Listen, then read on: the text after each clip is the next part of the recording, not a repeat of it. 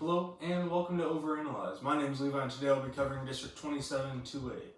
Teams in this district we have Bartlett, Granger, Hearn, Holland, Milano, Thorndale, and Thrall. Movement in this district, Bartlett is coming in from District 29 in 1A. District 29 that was Fayetteville. That's what I remember them for anyways. Location of this district, we are east of I-35. The stretch between Austin and Temple, with Hearn and Milano further east, closer to College Station. Getting into it, we have Hearn, who represented first for the district, made it to the regional tournament for facing San Saba. Now, I alluded to them yesterday, but I will reiterate that they are very, very good. Their run through Region 4 is almost uninterrupted. However, I do not want to say too much about them. They'll have their own day, and I'll talk a lot about them whenever I cover their district.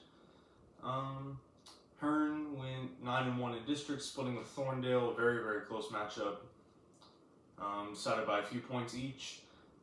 They played a seeding game. They won that one by 2.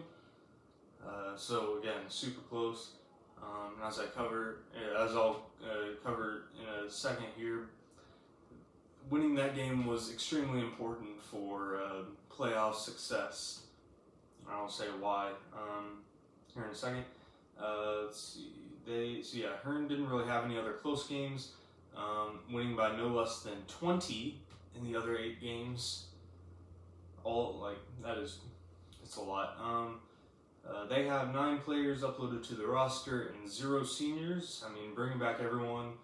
I think they kind of have a loaded 23s class.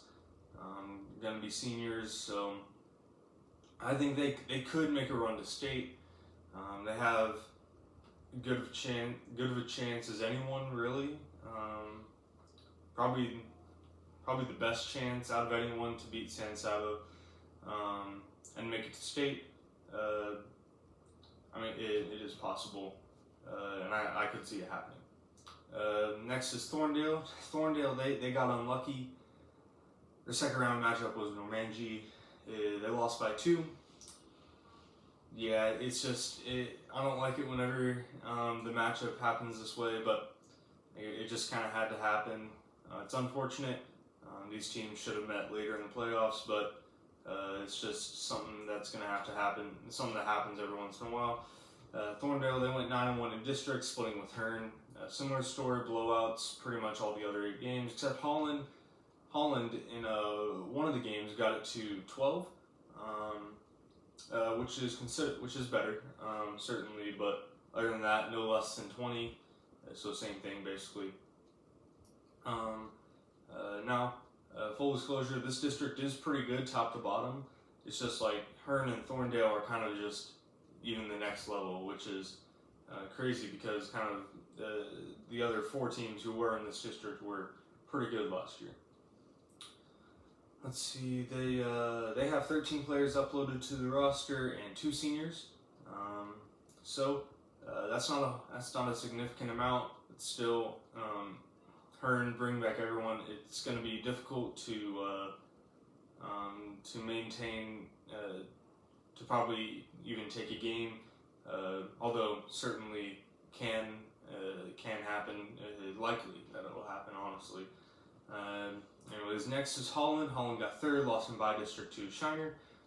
So District 27 and 28, they play each other in by district, and I will say I'm cautious to say that they are top-heavy districts, because, I mean, especially District 27, top to bottom, a real solid district, solid teams, but, I mean, District 28, Shiner and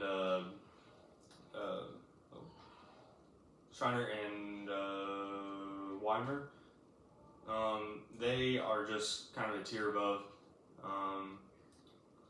They both made the regional quarterfinals, stuff like that. So anyways, Holland, they actually played and beat Bartlett early in the season. It was really early though, like late November or something like that. They went 4-6 in district, splitting with Milano and Thrall. The Thrall game, though, did come amidst a streak of games where they lost 8 out of 9. Usually, whenever a team loses 8 out of 9 and makes the playoffs, like this came with a tournament, obviously in the middle and a couple of non-district games, but usually that means something's up. But when you look at the competition that they were playing, Akia, Fayetteville, two like top 1A Region 4 teams, and then like Mumford, who I covered, Region 2, or not Region 2, yesterday, sorry, and then the top 2 in the district with Hearn, those all came in the same thing. So, I mean, I usually think that there's kind of something up with that, but I think Thrall just played a great game to beat them. So anyways, Holland played a seeding game against Milano and won that by 5. They have 13 players uploaded to the roster and 3 seniors. So again, pretty lenient district here as far as graduating players go. We have seen districts where most teams are hitting like a reset, or like a quasi-reset where they're losing a lot of starters and stuff. Next is Milano, got 4th, lost by district to Weimar. They also went 4-6 in district, splitting with Holland and Granger. So both Holland and Milano split with a non-playoff team, but they were just the different ones. I'm a chemistry guy. I like to think of it as hydrogen peroxide molecule, where you got the oxygens bonded together, but then each one has a hydrogen. I think Holland and Milano, they split with each other, but then they also split with another team. I don't know, my brain works weird sometimes. Anyways, Milano, they lost that seeding game by 5, and also they have no seniors, so again, super lenient. 2 teams with no seniors, you usually don't really see that in districts, but it's a good thing for a good district, and this is happening. I mean, they could be one of the better districts overall composition-wise.